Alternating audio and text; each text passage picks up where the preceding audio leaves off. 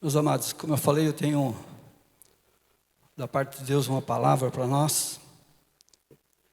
E o título, para quem gosta de anotar, é Orando a Palavra.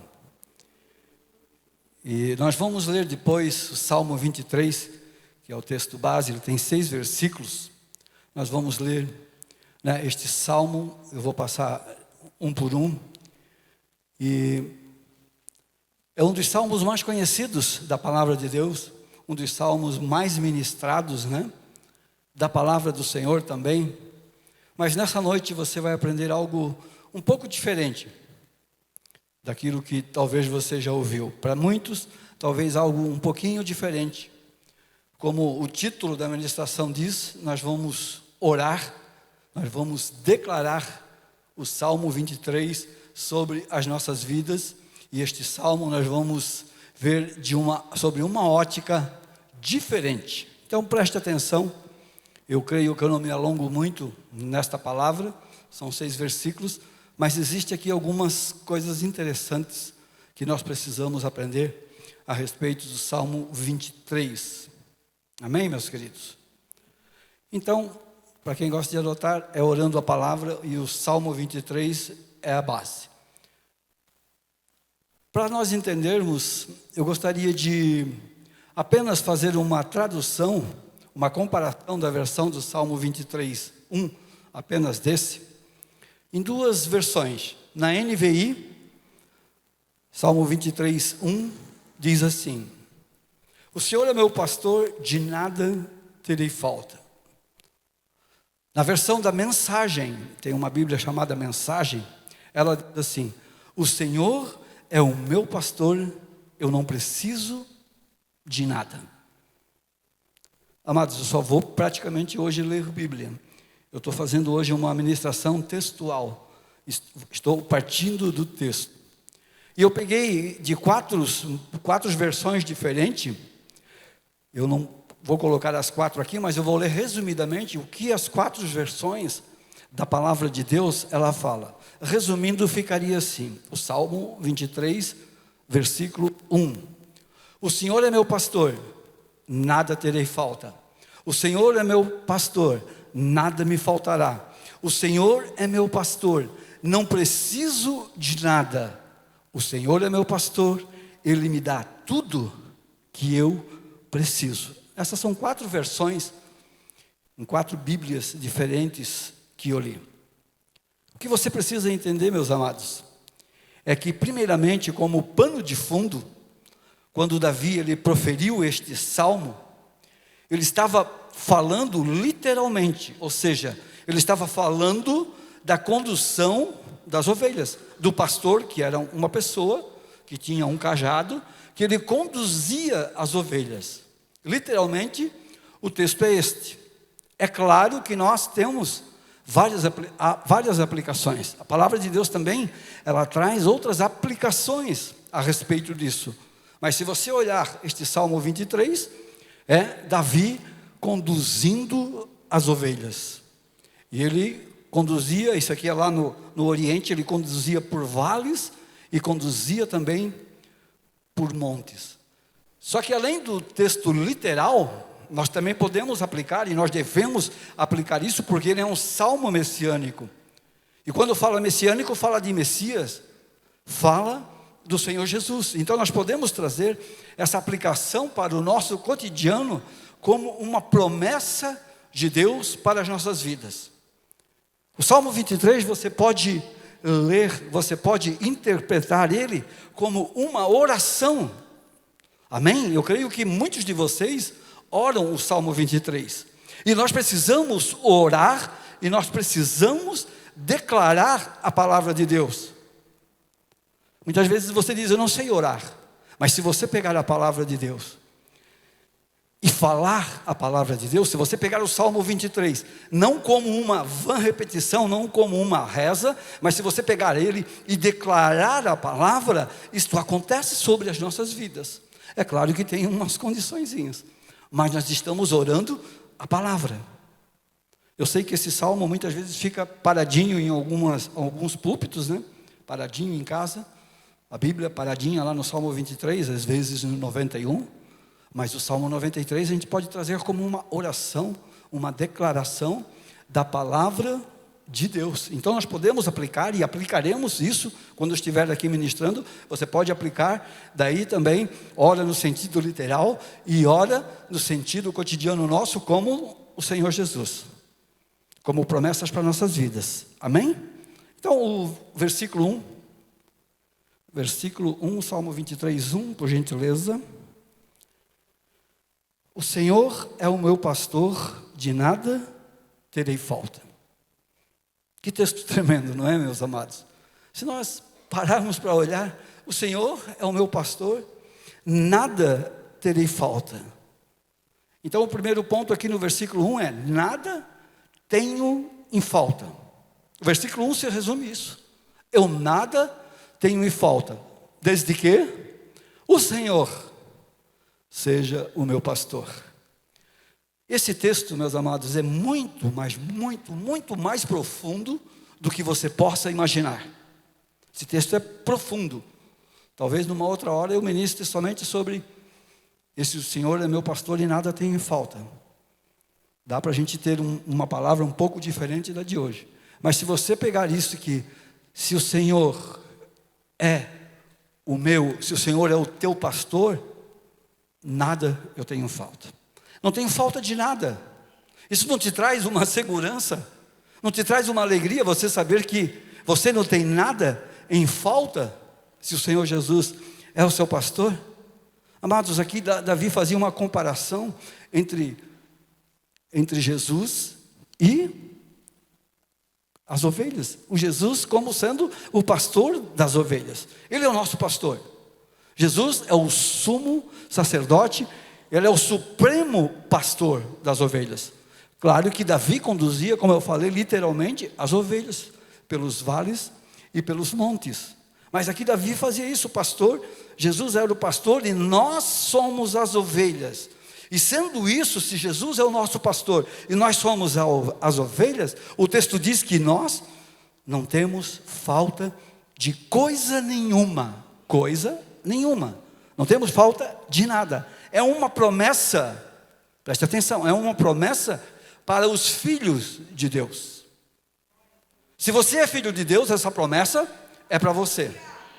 E se tem alguém aqui que ainda não é filho de Deus, é apenas criatura, você pode no final se tornar um filho de Deus e passar a ter direito a essas promessas.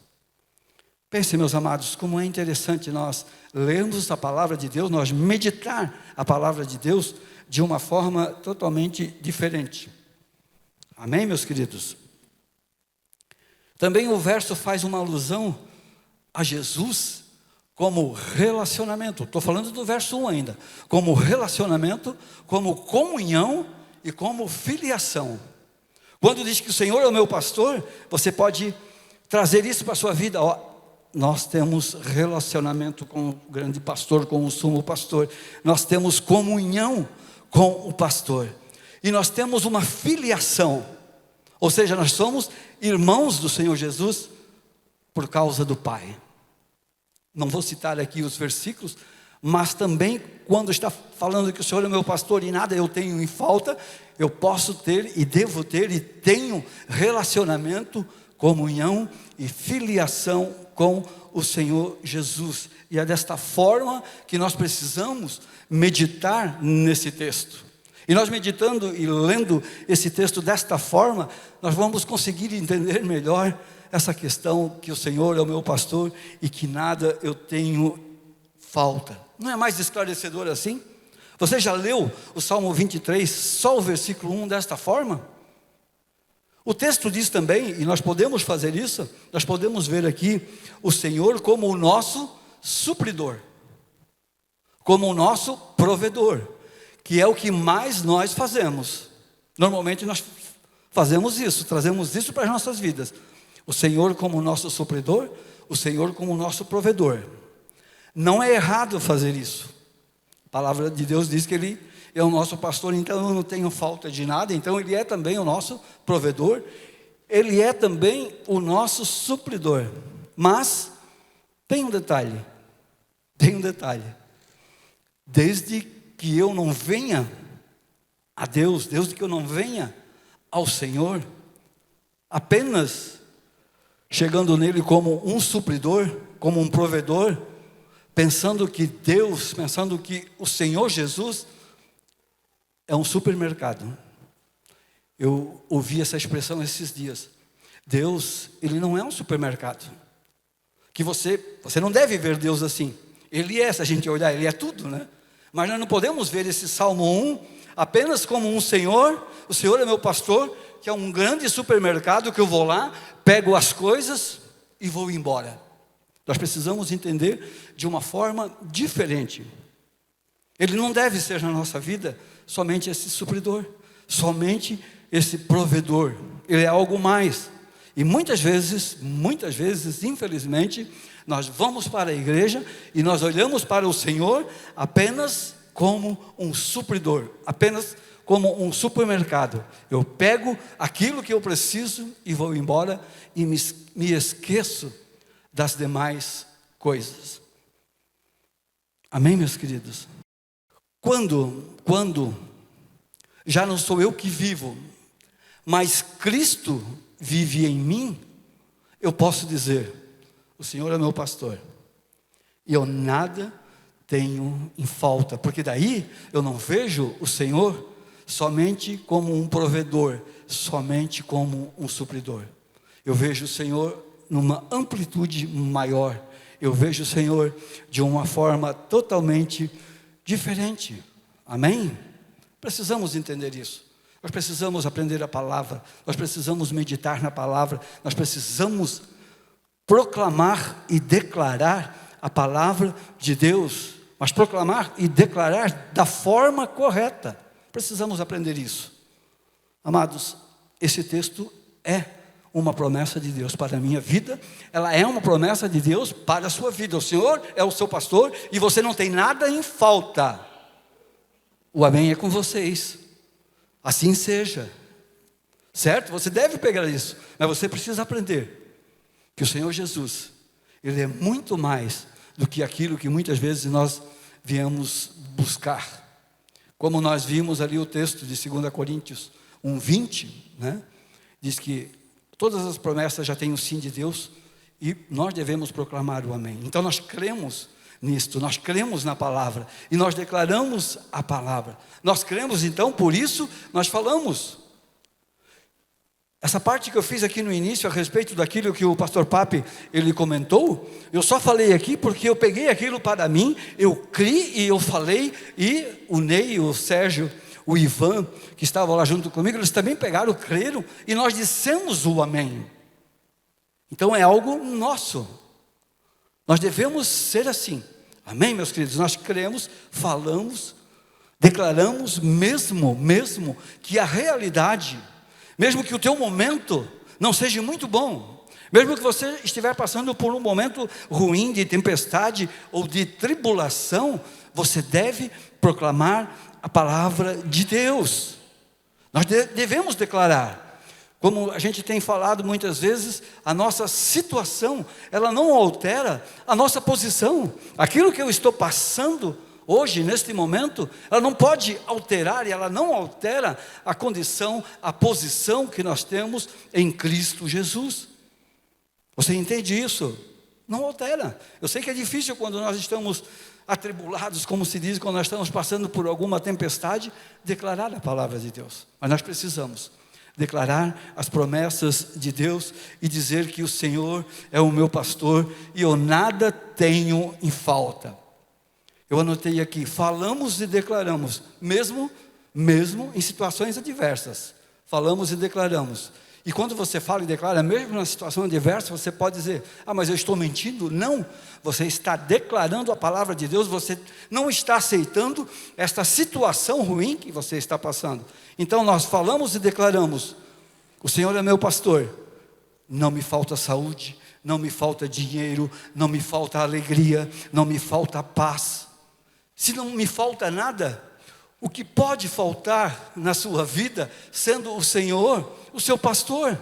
Não tem como faltar alguma coisa. É que muitas vezes nós não entendemos o conteúdo, o total da palavra de Deus.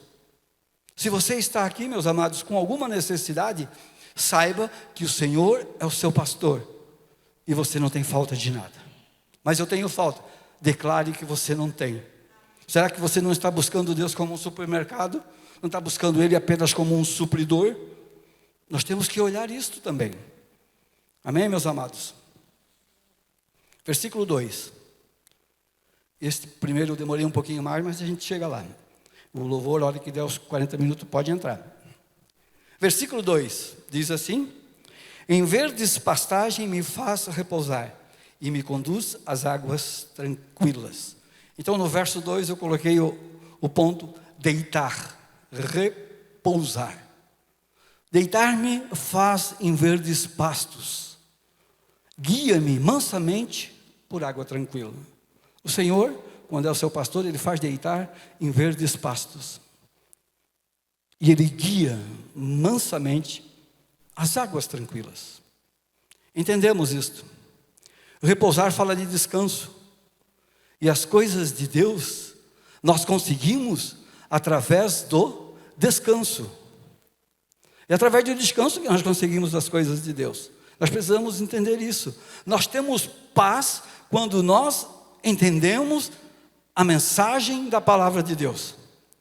Se você não está em paz, normalmente você não consegue assimilar a palavra de Deus. Por quê? Porque se você está em tribulação e você não conseguir entender que o Senhor é o teu pastor, você não consegue repousar, você não consegue descansar, porque em meio a tribulações, você não se alimenta da palavra do Senhor.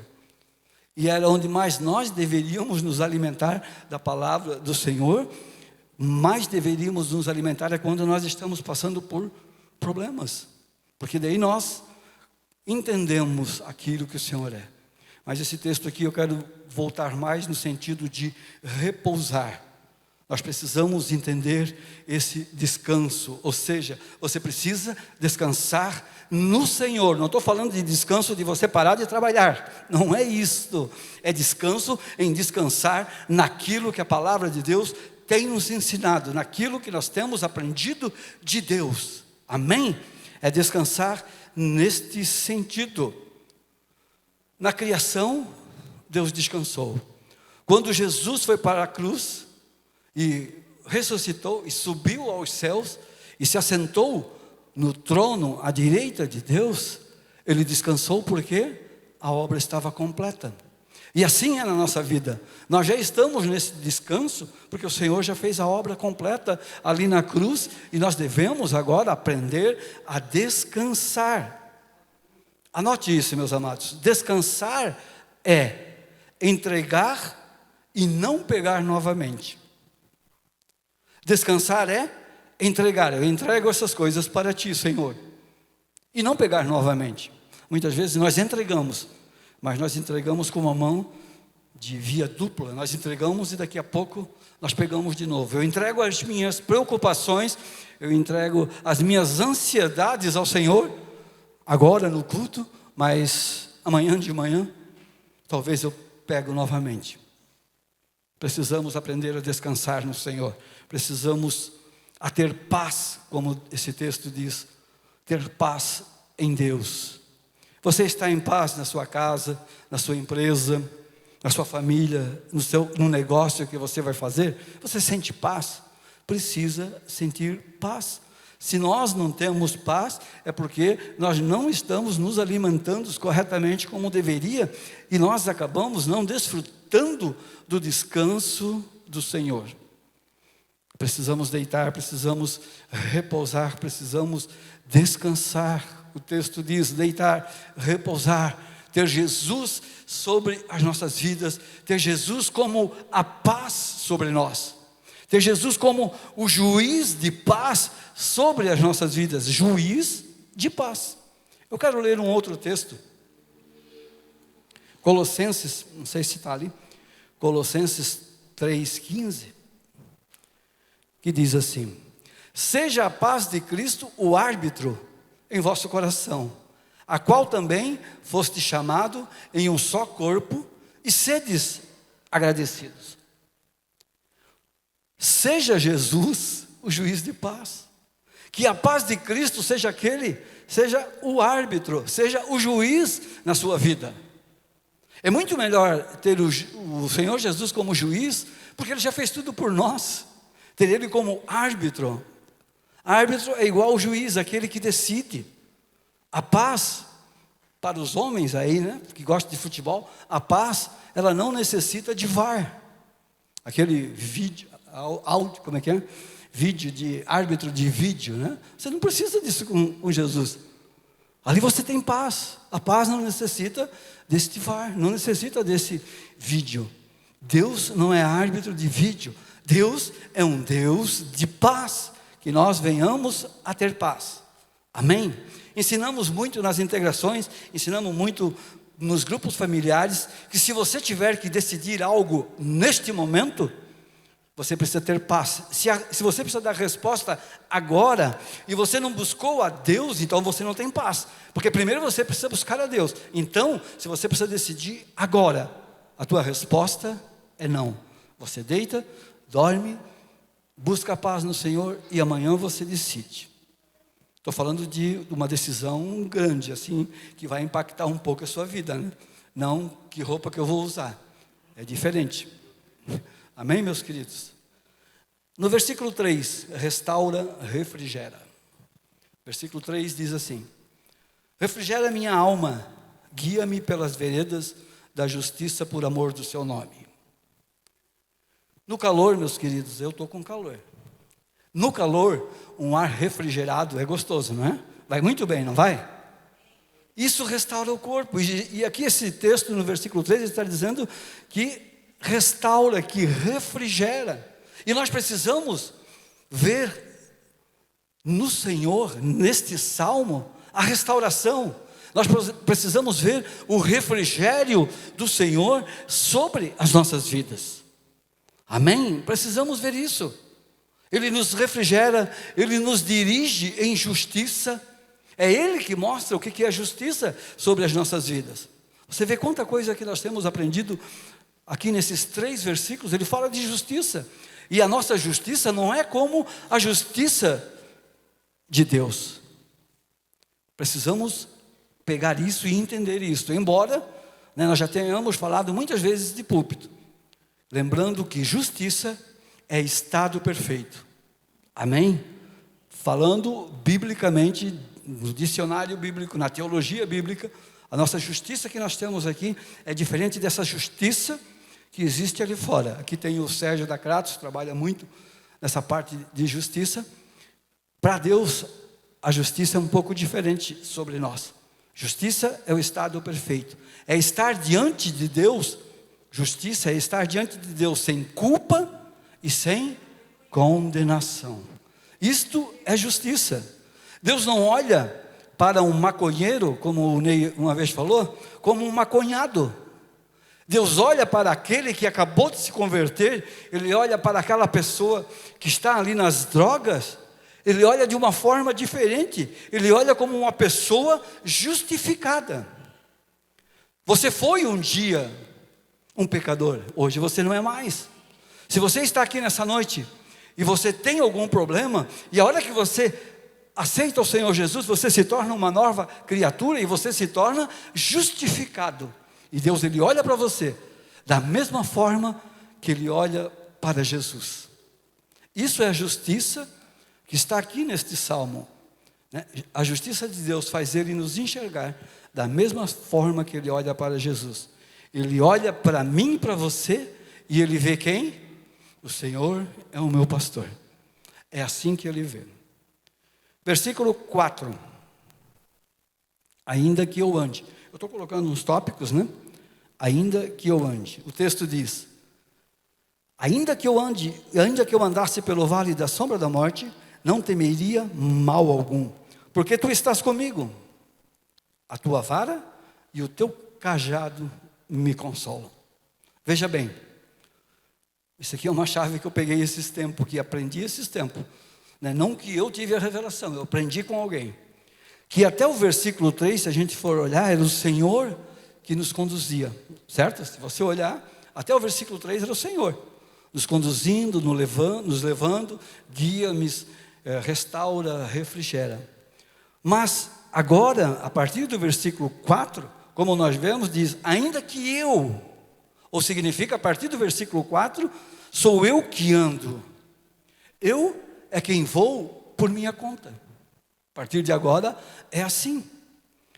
O Senhor, Ele não leva, porque o texto aqui diz, ainda que eu andasse pelo vale da sombra da morte. Não é o Senhor que me leva para o vale da sombra da morte. É eu, por minha conta, que estou caminhando para o vale da sombra da morte. Se você analisar, é isto. O contexto também é este. Eu é que ando pelo vale da sombra da morte. A ovelha é que vai sozinha. Ainda que eu ande, mesmo assim, eu não devo temer. Mesmo que eu vá por minha conta, eu não devo temer. Se eu já aceitei Jesus, o Senhor está comigo. Amém? O Senhor está comigo. Se for possível, meus amados, quando fala de vale da sombra da morte, fala também de escuridão. Se for possível, não vá para a escuridão. Não vá para a escuridão. Mas se por acaso você for, deixa o Senhor te tirar lá da escuridão. Deixa o Senhor te tirar do vale da sombra da morte. Ele tem paz para a sua vida. Ele é o teu pastor. Amém? Mesmo que estejas no vale da sombra da morte, o cajado do Senhor, é o que diz aqui a palavra de Deus, o cajado do pastor, ele vai te guiar, ele vai te trazer. Você precisa aceitar isso, certo? É você que precisa aceitar. Mas o Senhor, ele vai lá com o seu cajado, trazendo por literal, a ovelha está saindo fora, ele vai com o cajadinho e encosta ali, ó, não, é por aqui o caminho. Mesmo que você esteja ali, o Senhor vai com o seu cajado e Ele vai te guiar, Ele vai te buscar, Ele vai te consolar. Cajado não é para bater. Pastor, cajado não é para bater. Cajado é para conduzir. Cajado é para proteger. Cajado é para guiar. Era assim que o pastor lá no Oriente, ele fazia com as ovelhas. As ovelhas iam, ele tinha um cajadinho. A ovelha até conhecia a voz do pastor. Ele colocava aquele cajadinho e ia andando, ia caminhando. Ele não batia nas ovelhas, ele batia no urso, batia no leão, batia no lobo com o cajado. Amém, meus queridos? Ele deixa as 99, o pastor, e vai atrás daquela perdida. Versículo 5.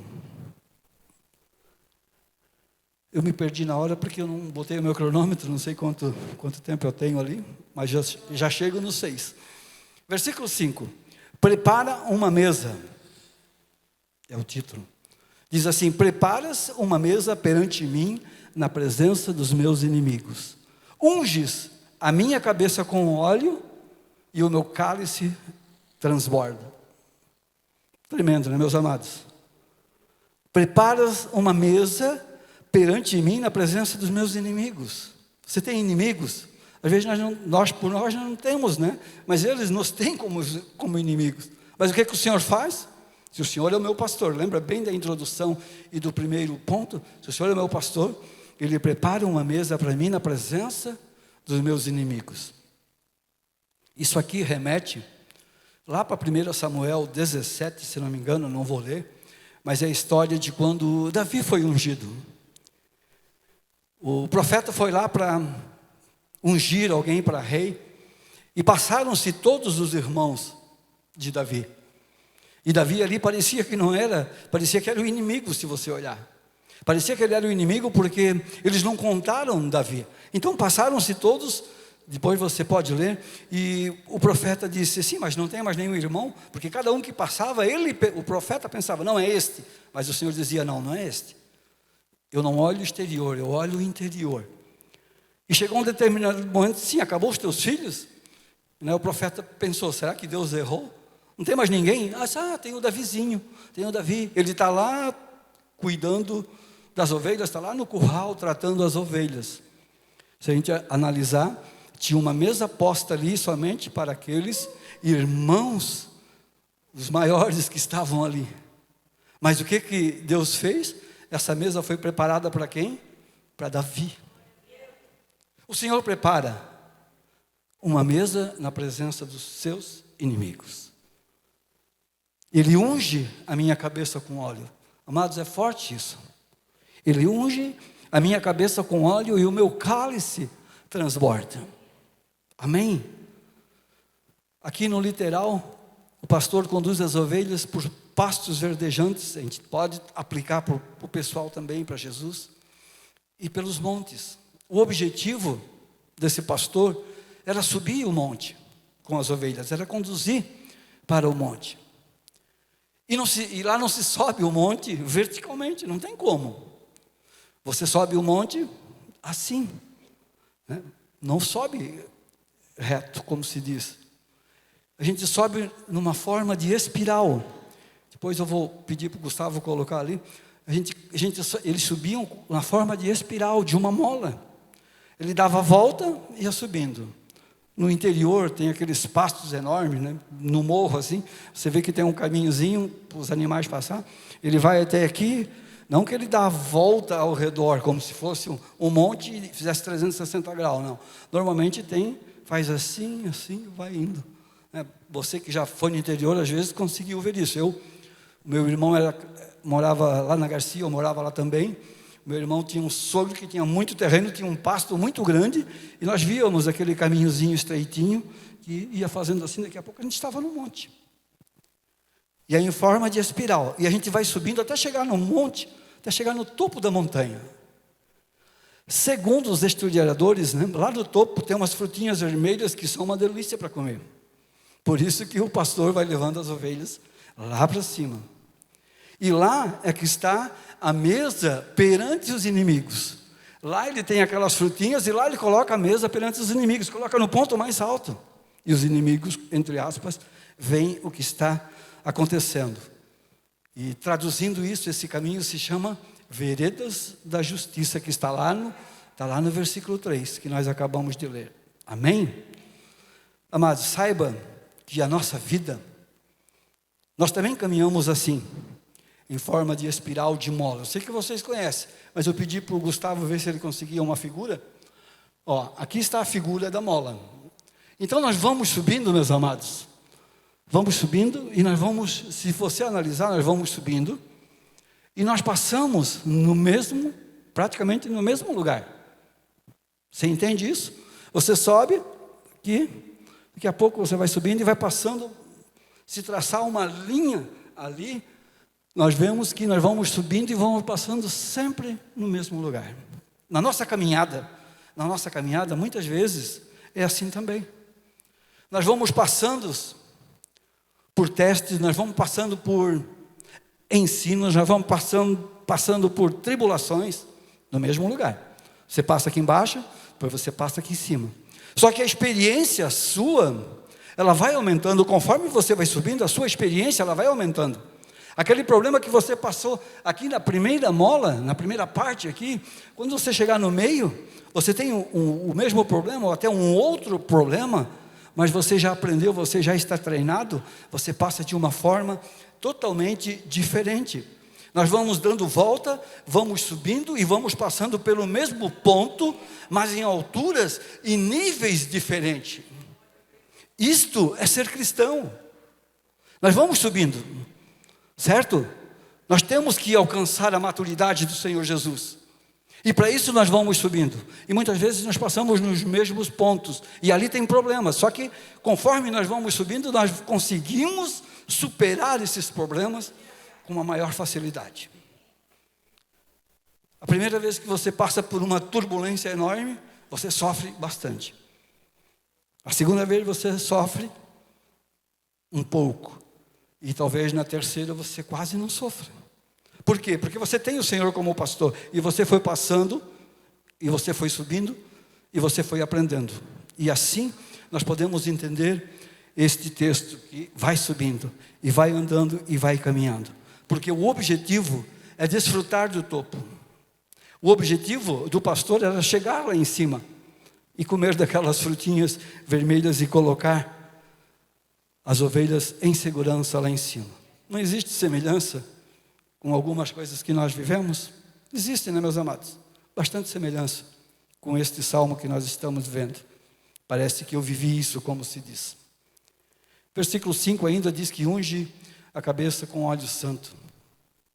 A parte B. Unges a cabeça com o meu óleo e o meu cálice transborda. Qual o motivo de ungir a cabeça? Qual o motivo?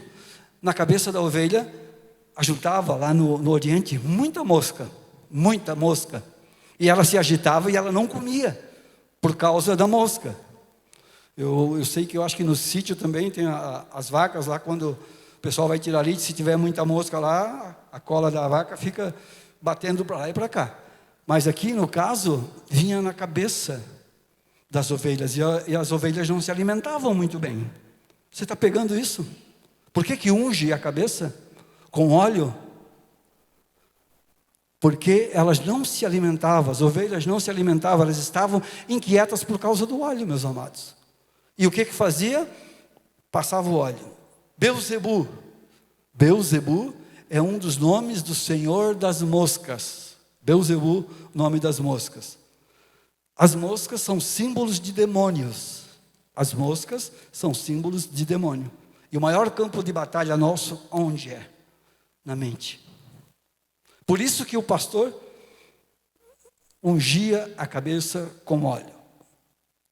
Eu tenho um ditado antigo que diz assim: não podemos impedir das aves voarem sobre as nossas cabeças, mas nós podemos impedir delas fazerem ninhos, ok? Nós não podemos impedir dos passarinhos voarem sobre as nossas cabeças, podemos impedir delas fazerem ninho. Quero concluir dizendo que no versículo 6 existe bondade e misericórdia. Certamente, meus amados, no Senhor nós temos bondade, nós temos misericórdia, e nós habitaremos com o Senhor para sempre. Habitaremos com o Senhor para sempre. O último versículo, Salmo 27, 4, eu concluo com isso dizendo assim, Salmo 27, 4. Uma coisa peço ao Senhor e a buscarei, que eu possa morar na casa do Senhor todos os dias da minha vida, para contemplar a beleza e meditar no seu templo. Amém? Você recebe essa palavra, meus amados? Eu sei que não sei, como diz o filósofo, mas eu não sei se você já havia meditado nesse Salmo 23 dessa forma. O Senhor, Ele é o nosso pastor, e nós não temos nada de falta, nada em falta, mas a nossa parte, como entender que Ele é um provedor e um supridor, não pode ser apenas como um supermercado que nós vamos lá e nos desabastecemos. Precisa ser de forma diferente. Amém?